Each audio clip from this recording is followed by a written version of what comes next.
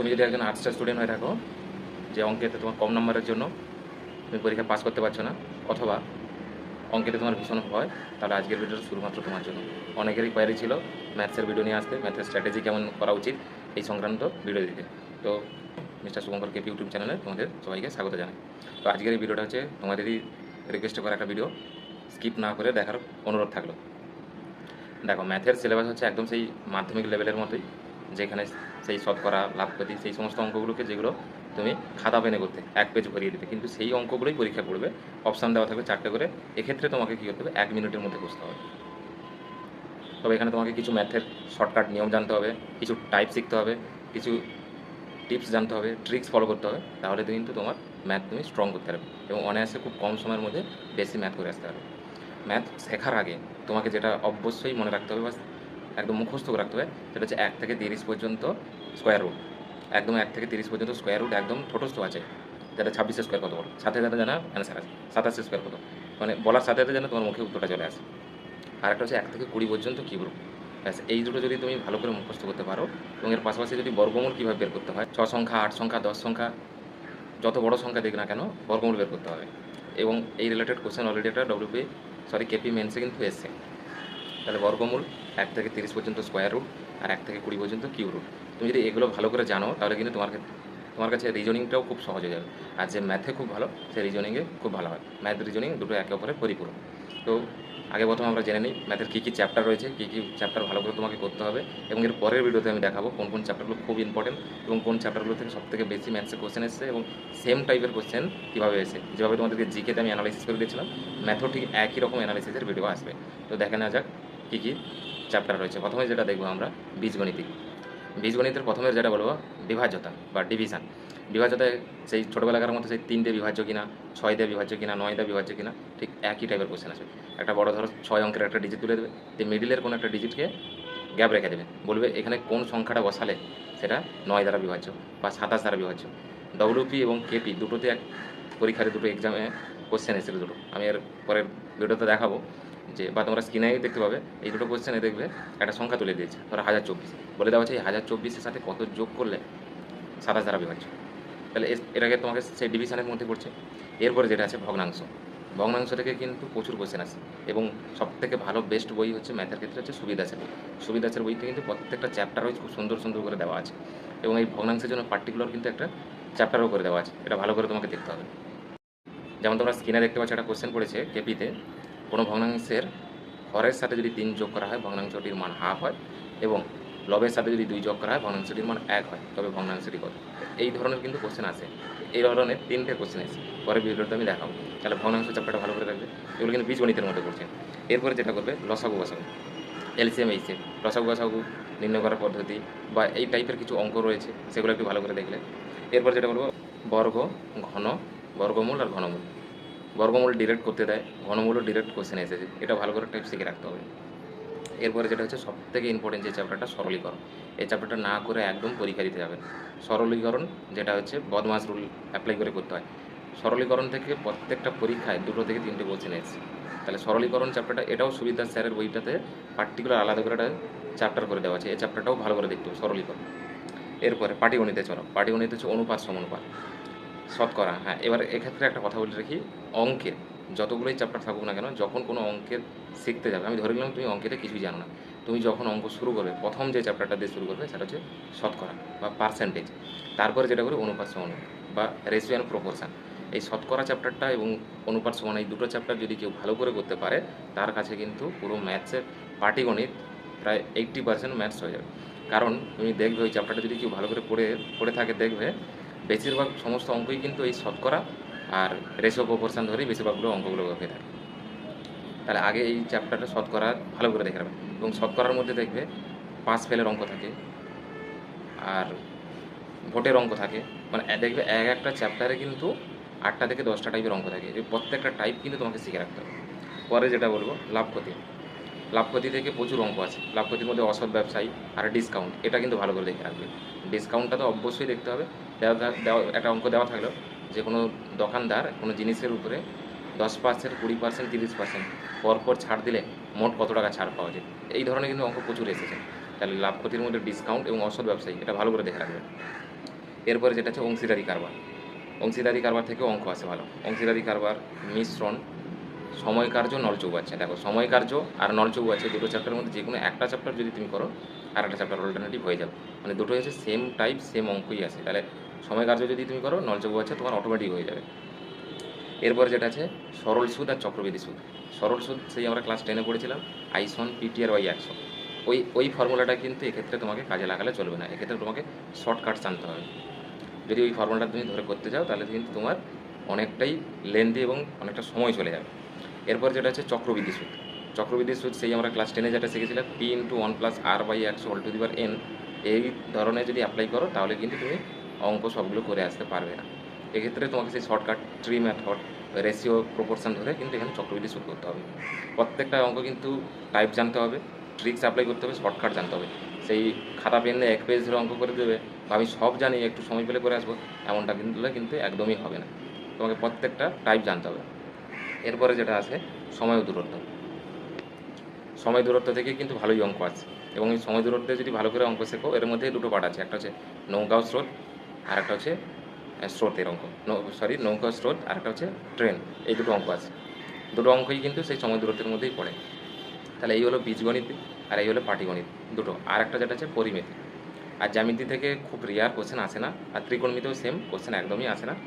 ত্রিকোণমিতি একদম ছেড়ে দাও, জ্যামিতি হচ্ছে 2-1টা আসে, না করলেও চলবে। আর পরিমিতির মধ্যে যেটা আছে সবথেকে বেশি কোশ্চেন আসছে এ পর্যন্ত আয়তক্ষেত্র থেকে। আয়তক্ষেত্র, বর্গক্ষেত্র, ত্রিভুজ, এই তিনটে। এগুলো কি? এগুলো পরিমিতি মানে যদি তুমি সূত্র জানো পরিমিতির অঙ্ক তুমি সবগুলো পাবে। কী কী সূত্র? আয়তক্ষেত্রের পরিসীমা, ক্ষেত্রফল, কর্ণের দৈর্ঘ্য, বা বর্গক্ষেত্রের পরিসীমা, ক্ষেত্রফল, কর্ণের দৈর্ঘ্য সেম। আর রয়েছে শঙ্কু, চোঙ, আর রয়েছে আয়তঘনক বা ঘন, এগুলো সেম তাই। আয়তক্ষেত্র, বক্রতলের ক্ষেত্রফল, পার্শ্বতলের ক্ষেত্রফল, দুটোই সেম, বক্রতল এবং পার্শ্বতল দুটোই সেম, সমগ্রতলের ক্ষেত্রফল। এই ধরনের যদি সূত্রগুলো তুমি জানো সবগুলো অঙ্কই কিন্তু তুমি পরিমিতি পারবে। তাহলে এই হচ্ছে সিলেবাস, পাটিগণিত, বীজগণিত আর হচ্ছে পরিমিতি। এবার প্রশ্ন হচ্ছে আমি কোন কোন বই ফলো করব এবং ইউটিউবে থেকে কীভাবে ম্যাথ শিখব। দেখো আমার এই ভিডিওতে তুমি সময় দিচ্ছ 10 মিনিট। 10 মিনিট সময় নষ্ট করো, আর এটা বলতে পারি এই 10 মিনিট সময় তোমার অনেকটা কাজে লাগে, একদম তোমার সময়টা বৃথা যাবে না। এবং তুমি ম্যাথ যদি তুমি পুরোপুরি ভালো করে শিখতে চাও তাহলে তোমার জন্য বেছে না তুমি 2.5 থেকে 3 মাস সময় দাও, এত মানে ম্যাক্সিমাম 3 মাস সময় দাও, তুমি ম্যাথে 0 থেকে একদম হিরো হয়ে যাবে, কথা দিলাম আমি তোমাকে। তাহলে প্রথম যে চ্যাপ্টারটা তোমাকে শিখতে হবে শতকরা। শতকরা চ্যাপ্টারটা আগে শিখতে হবে ভালো করে। শতকরাতে কী শিখবে? 1 মানে হচ্ছে 100%, 1-2 মানে 50%, 1-3 মানে 33.13%, 1-4 মানে 25%, 1-5 মানে 20%, 1-6 মানে 16.2 তাহলে এই যে প্রত্যেকটার ভ্যালু, এই প্রত্যেকটার ভ্যালু তোমাকে কিন্তু মুখস্থ রাখতে হবে। মানে তুমি যেখানে পড়তে বসবে সেখানে তোমার 1 থেকে 30 পর্যন্ত স্কোয়ার রুট, 1 থেকে 20 পর্যন্ত কিউব রুট, এবং এই যে পার্সেন্টেজের যে ভ্যালুগুলো এগুলো কিন্তু এগুলো যেন তোমার যেখানে দেওয়ালে বা যেখানে পড়তে বসে সেখানে দেওয়ালে চিটিয়ে রাখবে, এবং প্রত্যেক দিন পড়তে বসার সময় হলে একবার করে চোখ বোলাবে, মানে এটা যেন তোমার একদম ফটোস্থ হয়ে থাকে, তাহলে কিন্তু তুমি অঙ্কে খুব তাড়াতাড়ি শর্টকাট অ্যাপ্লাই করতে পারবে। এবার আসে ইউটিউবে কোন কোন স্যারের কাছে ফলো করবে। দেখো ম্যাথ কিন্তু যদি ভালো করে শিখতে চাও তাহলে হিন্দি মিডিয়ামে যে কোনো স্যারকে ফলো করো। তবে এই না বলছি না যে বাংলা মিডিয়ামের স্যাররা ভালো না, তবে আমি শিখেছি হিন্দি মিডিয়াম স্যারদের কাছ থেকে, তোমরাও চেষ্টা করতে পারো, বাংলা মিডিয়ামও দেখতে পারো, তবে আমি প্রেফার করবো হিন্দি মিডিয়াম। ইউটিউবে ধরো আমি ধরলাম পার্সেন্টেজ তুমি একটা চ্যাপ্টার শিখবে, তাহলে সিলেবাসটা জেনে নিলে ম্যাথের জন্য পার্টিকুলার একটা খাতা করো। প্রথমে চ্যাপ্টারে পেজের একদিকে যে খাতাটা শুরু করবে খাতার একদিকে লেখা থাকবে সূচিপত্র, প্রথমে হচ্ছে শতকরা। এবার শতকরার থেকে পার্সেন্টেজ ম্যাথমেটিক্স ক্লাস বলে ইউটিউবে সার্চ করো, ইউটিউবে দেখে অনেক ভিডিও চলে আসবে। কাদের কাদের কাছে শিখবে স্যার নামগুলো বলে দিচ্ছি: Aditya Ranjan sir, Sahil sir, Rakesh Yadav sir. আমি মেনলি শিখেছি রাকেশ যাদব স্যারের কাছ থেকে, আর প্র্যাকটিস করেছি সাহিল স্যারের কাছে। রাকেশ যাদব স্যারের কাছ থেকে কীভাবে, যদি ইউটিউবে সার্চ করো percentage math class by Rakesh Yadav sir, তবে পার্সেন্টেজ নিয়ে স্যারের প্রায় 20খানা ভিডিও রয়েছে শুধুমাত্র পার্সেন্টেজের উপরে। একটা ভিডিও প্রায় 1 ঘন্টা করে, 1 ঘন্টা 1.5 মিনিট করে, প্রত্যেকটা ভিডিও দেখবে 1 ঘন্টা থেকে 1.5 ঘন্টা করে। এবং পার্ট 1, পার্ট 2, পার্ট 3 এই ওয়াইজ কিন্তু প্লেলিস্ট করা আছে। তোমাদের উচিত হবে পার্ট 1 দেখলে, এবং দেখবে পার্ট 1-এ স্যার হয়তো পার্সেন্টেজের 8টা থেকে 10টা কিংবা 15টা ধরে টাইপের অঙ্ক প্রথম ওই 1 ঘন্টার ভিডিওতে দেখালো স্যার 2টো থেকে 3টে টাইপ শিখিয়েছে। তো তুমি কি সবগুলো 1 ঘন্টার সমস্ত যে অঙ্কগুলো করেছে তুমি কি সবগুলো তুলবে? একদমই তুলবে না। পার্সেন্টেজ বলে উপরে চ্যাপ্টার লিখলে যতগুলো টাইপে ধরো 3টে টাইপ শিখিয়েছি, তাহলে 3টে 6টা অঙ্ক তুমি খাতায় নোট করে রাখবে। এটা হচ্ছে তোমার ম্যাথের নোটস হলো। কেননা এই নোটসটাই কিন্তু তুমি পরবর্তীকালে যখন কোনো অঙ্কের ডাউট হবে বা কুইক রিভিশনের জন্য এই নোটসটা তোমার কাজে লাগে।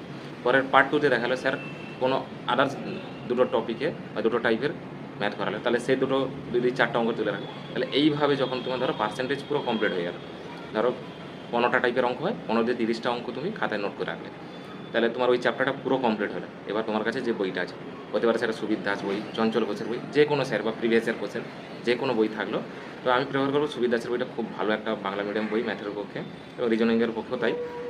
পার্সেন্টেজ বা শতকরা চ্যাপ্টারটা তুমি সুবিদ দাস স্যারের বইটা খোলো।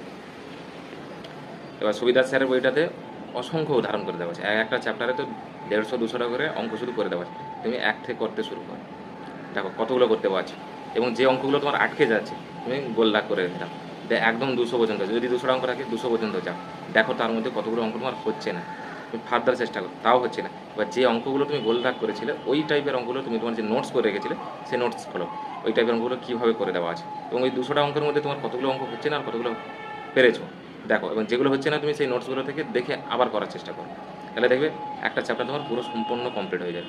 তাহলে পার্সেন্টেজ হয়ে গেল। এরপরে কী দেবে, রেশিও প্রপোর্শন। ঠিক একই রকমভাবে স্যারের কাছ থেকে আবার রেশিও প্রপোর্শন যতগুলো টাইপের অঙ্ক হয় ততগুলো গণিতক 2, মানে একটা টাইপে 2টো করে অঙ্ক তুমি খাতায় নোটস করে রাখো, তাহলে এটা এই নোটসটা আমার পরবর্তী রিভিশনের পক্ষে খুব কাজে লাগবে। একই রকম রেশিও প্রপোর্শন সুবিধা স্যারের বইটা ফলো করো, যে সমস্ত অঙ্কগুলো তুমি করার চেষ্টা করো, দেখো কতগুলো হচ্ছে কতগুলো হচ্ছে না। তাহলে এইভাবে যদি তুমি ম্যাথগুলো প্রত্যেকটা চ্যাপ্টার তুমি করে রাখো, এবং এই পরিমিতির যে সূত্রগুলো বললাম প্রত্যেকটা সূত্র একটা খাতায় পেজে লিখে যেখানে পড়তে বসছো ওইখানে পড়ার সামনে দেওয়ালে চিটিয়ে রাখো, রোজ দেখলে কিন্তু ওটা তোমার মধ্যে মাথায় গেঁথে যাবে, কারণ পরিমিতির সূত্র জানলে তুমি অঙ্ক করতে পারবে। আর প্রত্যেকটা টাইপের অঙ্ক যেন তোমার খাতায় নোটসে থাকে।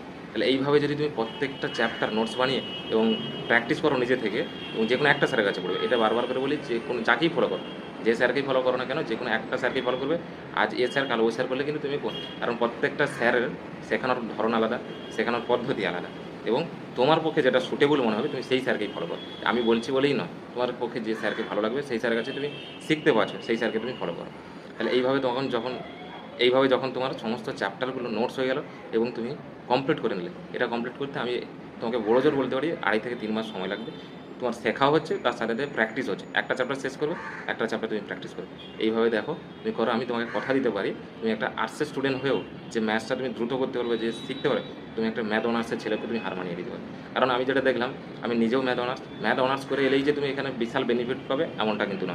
কারণ আমরা এতদিন যা কিছু শিখেছি আমরা সব কিন্তু ওই কোষে ডেসক্রিপটিভ আকারে যেটা শিখেছি, যেটা এসআই পরীক্ষাগুলোতে করতে হয়, এক্ষেত্রে কিন্তু তুমি ওই ভেঙে কোষে আসতেও কিন্তু করলে তুমি 25টা ম্যাথ 15টাও ম্যাথ করে আসতে পারবে না, এক্ষেত্রে তোমাকে শর্টকাট শিখতে হবে।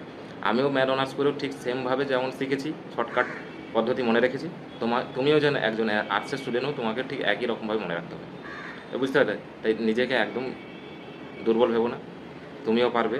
কারণ ইউটিউবের মতো এত একটা সোশ্যাল মিডিয়া পেয়েছো, এত সুন্দর একটা প্ল্যাটফর্ম পেয়েছো, যেখানে তুমি যেটাতে উইক রয়েছে, এত ভালো ভালো স্যার পড়াচ্ছে, ভালো ভালো স্যাররা কন্টেন্ট দিচ্ছে, সেটার ফায়দা তুলে নাও। এবং ফ্রিতে, এখানে তো স্যাররা কোনো পয়সা নিচ্ছে, ফ্রি অফ কস্টে নিচ্ছে, শুধুমাত্র তোমার শেখার ইচ্ছা থাকতে হবে আর সময় দিতে হবে, ব্যাস। দেখি তোমায় কি আটকাতে হবে, কেউ পারবে না তোমাকে আটকাতে। তো আজ থেকেই শুরু করো, আজকের এই ভিডিও থেকে শুরু করো, দেখবে 3 মাস সময় দাও ম্যাথে, আর শিখবে একবার ভালো করে শিখবে, বারবার নয়, যা হবে একবারই বেস ক্লিয়ার করো, দিয়ে টানা প্র্যাকটিস করেছো, previous year question, English, SSC সিজিএলের কোশ্চেন, সিএইচএসএল কোশ্চেন দেবে, কোনো অঙ্কটাই তোমার কাছে আটকাবে না। তো আজকে এই ছিল ম্যাথসের স্ট্র্যাটেজি, কীভাবে প্রিপারেশন নেবে, কোন বই ফলো করবে, কোন ইউটিউব চ্যানেল ফলো করবে, A to Z তোমাদেরকে সবাইকে বললাম। আর পরবর্তীকালে ভিডিওতে আসবে অবশ্যই যে ম্যাথের কোন চ্যাপ্টারগুলো ইম্পর্টেন্ট, অবশ্যই বললাম। পাটিগণিত যে সমস্ত চ্যাপ্টারগুলো বললাম সমস্ত কিছু চ্যাপ্টার তোমাকে দেখে রাখতে হবে, পরিমিতিতে সূত্র জানলেই হবে। আর যে টপিকগুলো থেকে সবথেকে বেশি অঙ্ক এসছে প্রিভিয়াস ইয়ার, যদি আমি টানা 4-5 বছর কোশ্চেন অ্যানালাইসিস করে দেখেছি, সেগুলো নিয়ে পরবর্তী ভিডিও আসবে। ততদিন সুস্থ থাকো, ভালো থেকো, ভালো করে প্রিপারেশন নাও। জয় হিন্দ, জয় ভারত।